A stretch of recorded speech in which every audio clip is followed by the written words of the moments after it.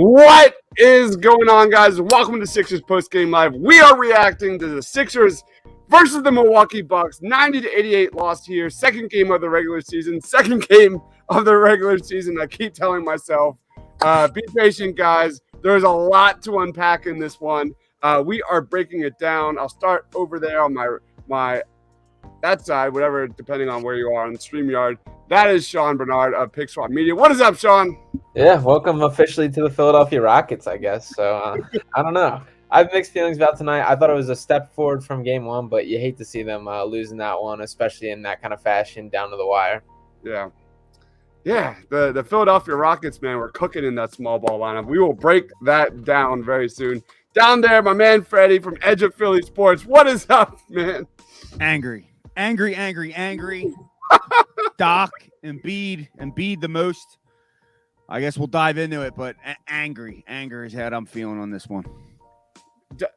Joel Embiid didn't have a single freaking field goal in this second half. You just get one or two field goals, we could have a different narrative tonight. That is, he was unplayable at points. Yeah, borderline unplayable. Yet Doc went to him in that one of the final possessions, ISO ball. Yeah, let's give it to Joe when James Harden's going completely off. We've also got my man Tiago. What's going on, Tiago? Can you guys guess how many minutes James Harden played tonight in Game 2 of the regular season? 40 minutes. And they needed every single one of those minutes to just maybe pull out a win. So concerning, man. Very concerning, to say the least. Did Tucker have 42? I think I saw Tucker had 42. 39, yeah. 39 for Tucker. So, yeah. good. Like that can't happen. That just can't. I mean, I guess it's the Bucks. Maybe that's the reasoning, and they're trying to see if they win. But, like, come on. It's October. It's October, man. Like Freddie said, we're going to start on a positive, and that's got to be James Harden doing James Harden things. Old OG James Harden things. Going off, especially in that fourth quarter. Dude had 16 points. He had 12 points and an assist in that huge 15-2 Sixers run in that fourth quarter with mostly Joel Embiid on the bench, which we'll get to Joel Embiid in just a little bit. But James Harden had another terrific game in Game 2. Harden finished the game with, let me find it here real quick. 31. Where is it? Can't find it. Why am I not seeing? There it is. 31 points, 9 assists, 8 boards, and 2 steals. I'll throw it to you, Sean, first. What was your take on James Harden tonight, man? Yeah, and my favorite part about James Harden's game tonight is traditionally so far with the Sixers, the nights that we've seen the great version of James Harden is essentially the step back threes falling. That's kind of been the make or break. That was not the case tonight. He shot 1 of 7 from 3, and he still had his fingerprints all over that game. The way he got to the mid-range, he was looking like DeMar DeRozan from mid-range tonight. The way he got in there, I was super excited. I thought he competed defensively. We saw him get that steal, chuck it off Bobby Portis down the stretch. He was locked in, pumping up the crowd. I could not be more impressed with James Harden through the first 2 games this year, and especially just the way he's doing it is incredibly encouraging to me. Yeah, I'm pulling up his shot chart right here. What about you, Tiago? Attacking Milwaukee's drop coverage, right? They really want to pack the paint. They want to drop Brook into that restricted area paint. James Harden's floater was on point tonight, man. And as usually was, when you can tell when he's on in Houston, that left-handed floater is absolute money. He went to that well multiple times, and we can talk about the change. And I think we have to give Doc Rivers credit from that standpoint. When Embiid was an absolute mess, he finally went to the small lineup. PJ Tucker at the 5, James Harden at the point. And those were some electric minutes for the Sixers, man. Like, if they're not thinking about using that lineup more often, they're missing out on a huge opportunity because that completely changed the game. And James Harden definitely started that. Yeah. What about you, Freddie? Yeah, I agree with both of you. He's basically said it all. But what I liked the most about it was he put the team on his back. You know, he said, you know what? Embiid's not handling this game today. And I need to put him on my back to get us back in this. And him doing that shows the Harden of old as well, and a leader on this team, which is huge because it's Embiid's team technically, but I think there's going to be a lot of times this year we need it to be Harden's team. Yeah, I love that take because like that was such a take during the postseason, right? Like how many shots did James Harden average during the postseason per game? Like under 10. We needed more from James Harden offensively. The way he started here, first game, second game, that is huge. That's the only thing that I've got right now. I'm holding on to that optimism, glass half full perspective here, because the honest take here is it's going to take time for this Sixers team to gel. It's going to take time for that offense and defense to start clicking on all cylinders. The preseason was kind of fake news. Let's be honest. It's not been great out the gate. So there's James Harden's shot chart. Like Sean said, really cooking from mid-range, 7 of 8. That pull up he had, like, it's so baffling, man. Let's go into the Sixers offense before we touch on Embiid, because I think they're definitely together there. They're synonymous. You look at the Sixers offense and James Harden, like when Joel Embiid and James Harden are doing the pick and roll, it hasn't been perfect, but there's definitely that two-man game, that pick and roll game between those two looks so good at times. Outside of that, there is no identity on this team offensively. It's basically just pass the ball around the perimeter. Someone takes a last-second shot. There's no there's no screen set. There's no off-ball movement. It's vanilla, and I don't understand that. I get that there's a lot of new pieces to this team. I'll start with you, Freddie, but what's your take on this lack of Sixers offense? Because coming into this season with the depth and everything else they added with the shooting, I thought this offense would be elite, and it hasn't been.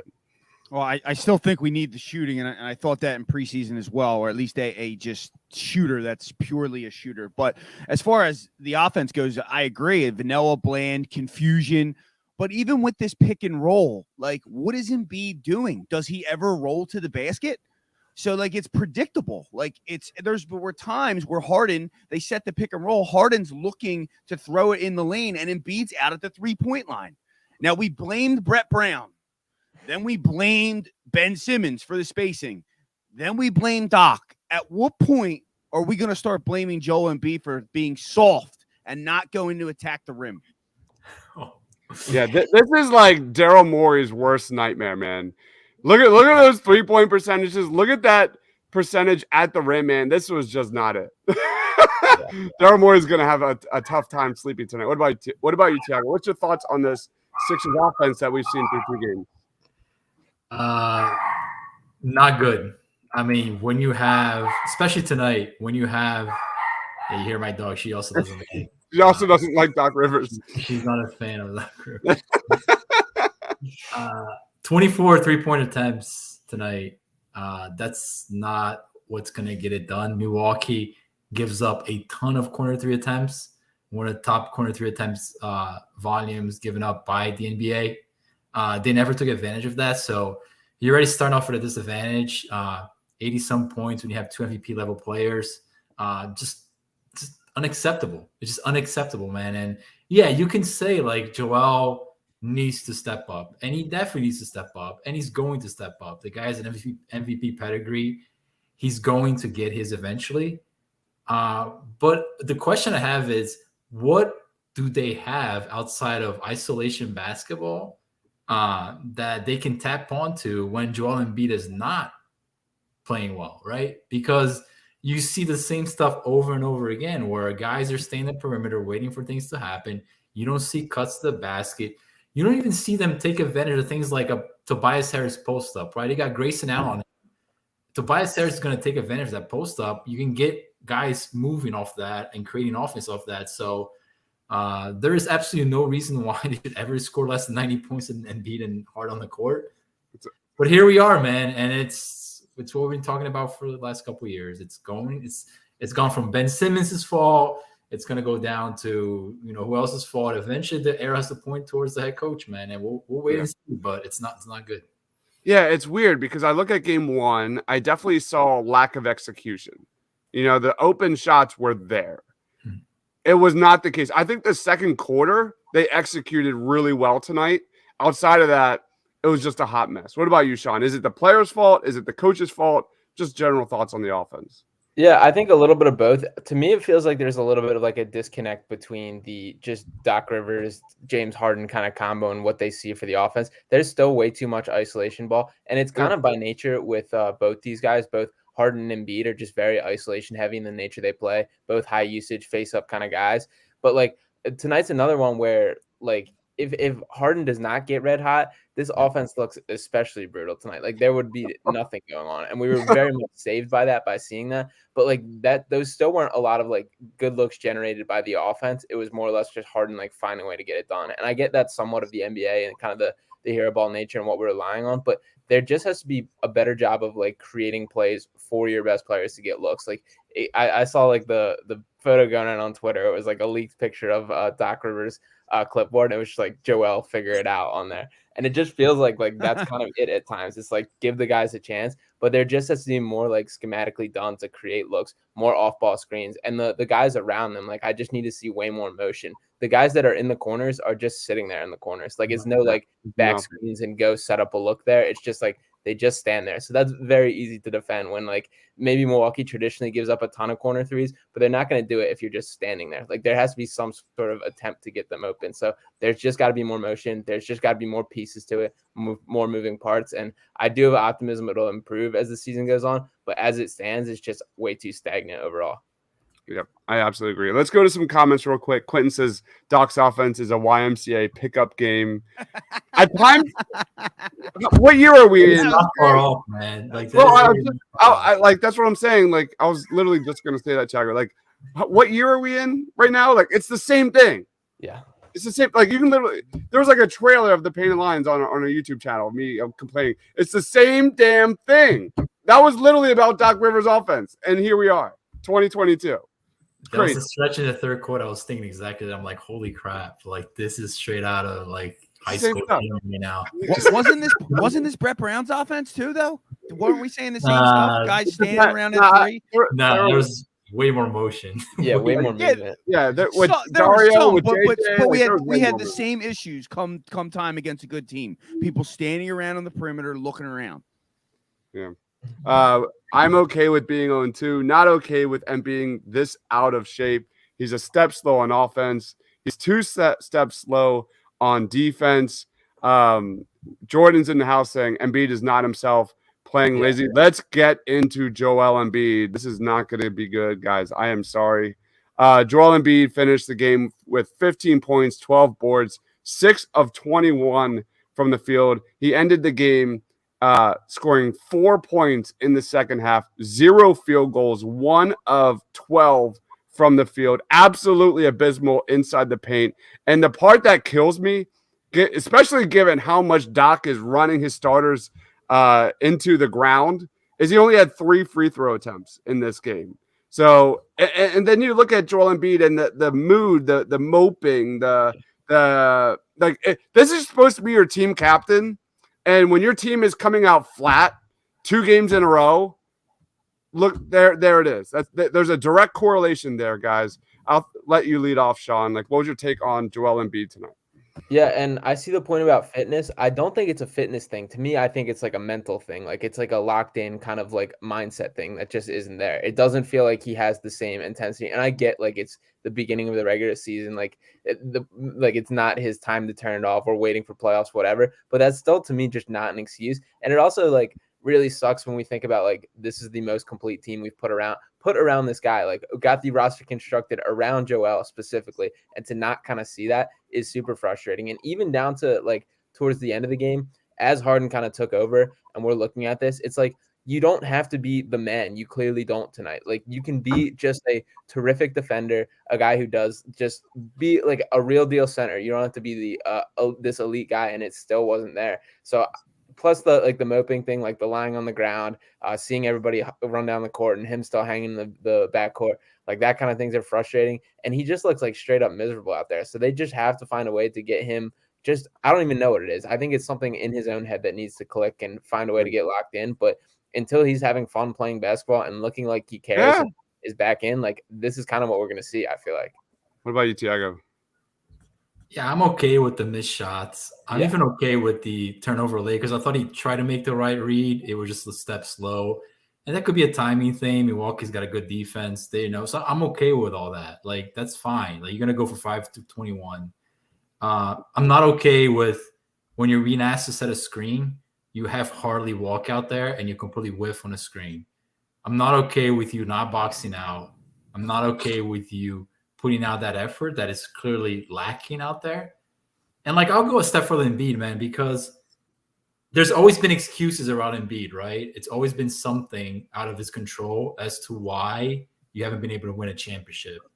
And I think that the Sixers, for the most part, have gone to a point where they've removed all the excuses away from you, right? So they've taken away Ben Simmons. They've done all the roster construction around you to win the title. So, like, I don't want to hear it anymore. Like, get it done. And if you put out your best effort and you don't get it done, that's fine. Like, we'll live with that. And again, this is not a shot on Embiid, because I think that we will look at the course of the year and we'll see that these 2 games may not even like be in the radar of what Embiid became over the course of the year. But like, it's time, man. Like, it's time. Like, suit up. This is a game that you need to step in front of your home crowd and get it done. And I'm okay with the 5 for 21. The rest of it, it's nonsense. Like, there's no reason for you not to put the effort out there. It's simple as that. So, yeah. What about you, Freddie? I agree with both of you, and it just comes down to, like you said, Tiago, like, it's the effort. Like, you can miss the shots. We're good with that. You can get beat down low, if you're missing the layups, but to just bail on the paint when you're manned up. There was multiple times he had, no doubles. He had ISO on Brook Lopez where he could have just brought him down to the block. And after Brook took him twice, they could have been fouls, but like, they didn't get called. You don't lay on the floor and flop around and let your team go 4-on-5 the other way. How many years have we been seeing this? I've been the hugest Embiid defender out there. Like, this is probably the most negative I've ever spoken about him. But I'm sick of it. Like, like you said, the excuses are out. We just lost to the Boston Celtics, who's a huge rival, who he's lost to in the playoffs, that he should hate. That should hurt him. And as well as the Milwaukee Bucks. So even though this is the first 2 games of the season, for him not to be mentally there or checked in, that's a problem. And it's happened in the playoffs too. So what happens when it's a big game in the playoffs? Are we going to see this again? Probably. History has shown yes. That's a key point, because there's a narrative that Embiid is a great player performer, and that's not necessarily true. And you build the habits now that you're going to have in the postseason, man. And like, it starts now. So when you're ready, when May comes around, you know exactly what you got to do. And it's you see these habits creep up and you're like, wow, like, I wasn't expecting this. Alden says Doc has to be fired sooner than later. It's already started 2 games in. Aaron says, why don't they set plays for Tyrese Maxey? He was kind of a non-factor in the first half of game 1. He only had 15 points here in game 2. If there was like one takeaway of the preseason, is that Tyrese Maxey has officially arrived and he's just ready to go, ready to take off. And he's kind of not, it's kind of the same thing as what we've been talking about. Like, he's not involved in this offense during stretches. I'll leave the board open for everyone. Like, any comments on this with Tyrese Maxey not being more of a focal point? Yeah, it's super frustrating. It's like, and this circles back to both Embiid and Harden being so ball dominant that it just limits how many touches there are. But Maxey is good enough and does things different enough. He has such a dynamic pace that it is important enough that they have to find a way to make sure that he's getting his name called enough. Like, even things as little of like running him off a screen and just giving him like a little hand up, that's enough of a threat to open things up. Like, find ways to get him downhill. And there were a couple moments where they showed flashes, but they just have to find ways with the 3-man group of Harden, Embiid, and Maxey to like get penetration and open everything up. Find a little combo, little pick, little handoff, whatever it is. Run some sort of offense at the top of the key, and that needs to be building way more. And I think something that's concerning me is I'm noticing with all 3 of these guys is their best moments are all coming when it's like their time to shine, and they just got like the bench guys or the complementary pieces around it. We haven't seen like all 3 of them together be like bringing it out at their best, which is what needs to happen with this team when they fully click. Like, it feels like it's take your turn, not bringing out the best of each other. And I think Maxey's kind of getting the short end of the stick of it. And it's something that, like, I've been really frustrated. It's just 2 games. It's just 2 games. I'm going to keep saying that during the show. But, they're not getting them out in transition enough. That's something we saw in the preseason, and that's something we've talked about a lot. They're not getting them out. They're not moving the tempo up. That's where we need to see Tyrese Maxey. And, this offense has looked just zero energy. Like if you want energy, give the ball to Tyrese and let him create a little bit. So what about you, Thiago? Yeah, so on the transition part, I completely agree with you, Chris. But you got to get stops to get on transition, man. You got to create turnovers, and they give up 190 points to Boston one night, and then they don't really create a lot of turnovers. So you got Tybo and Reed on the bench. These are the guys that usually tend to generate some defensive events for you. They don't play, so that limits Max's ability to get on transition first and foremost. And secondly, you go back to that Boston game in that third, fourth quarter where they were trying to come back into the game. It was Maxey and Embiid Drew Embiid attacking Boston's defense through, like Sean said, a dribble handoff, pick and roll stuff. And that was just not even in the game plan tonight, which doesn't even make any sense because Milwaukee has that pack the paint defense. Will give you that mid range. We'll even give you the 3-point shot if you want to. So it's confusing.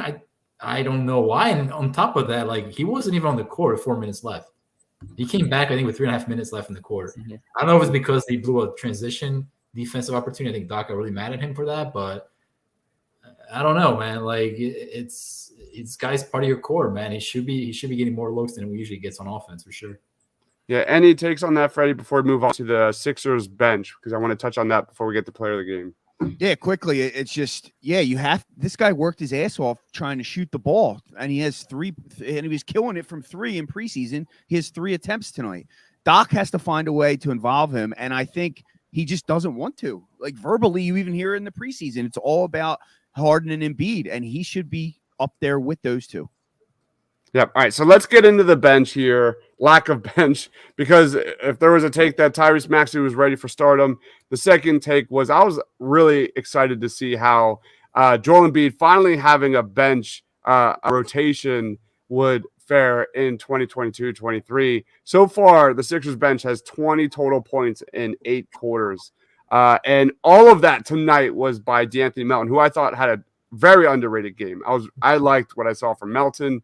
Outside of that, nothing. So lead us off, Freddie. What is going on with this Sixers bench? Because that was supposed to be one of the strong parts of this unit. I'll give a positive and a negative. My positive was Melton, because I was getting a little concerned with him when Malcolm Brogdon ran him all over the court against the Celtics. But tonight was very encouraging to see out of him. So that was the positive. The negative for me is Daniel House stinks. I just don't even get it. I didn't really get the signing, but I'm optimistic to see how he goes. Again, it's 2 games. I'll probably get proved wrong over a 20-game span, but I'm just so annoyed at Daniel House, and they're my 2 takes on the bench. Quentin says the bench is impacted by a lack of playmaking outside of Harden. What about you, Thiago? I can't believe they actually gave House guarantee money, man. Nothing more special. Anyways, good for him. Getting paid. They don't play enough, man. I mean, I can see Doc trying to do some things, but you can clearly tell that it's Melton and it's House and it's my starters. I mean, that's really who he's riding with in game 2. And I think now is the perfect time to try different things with your team. I tweeted before the game, Paul Reed actually defended Giannis last year on 30-some possessions last year. Paul Reed played 6 minutes tonight. It wasn't even a factor in the game. So these are the moments when you want to try and gauge how capable your players are. So you can take that into the postseason. And you can clearly tell right off the bat, it's my starters playing 40 minutes and the 2 guys off the bench. And that's how we're going to go for 82 games. And I don't think that is a path for sustainable success. You talk about an aging roster.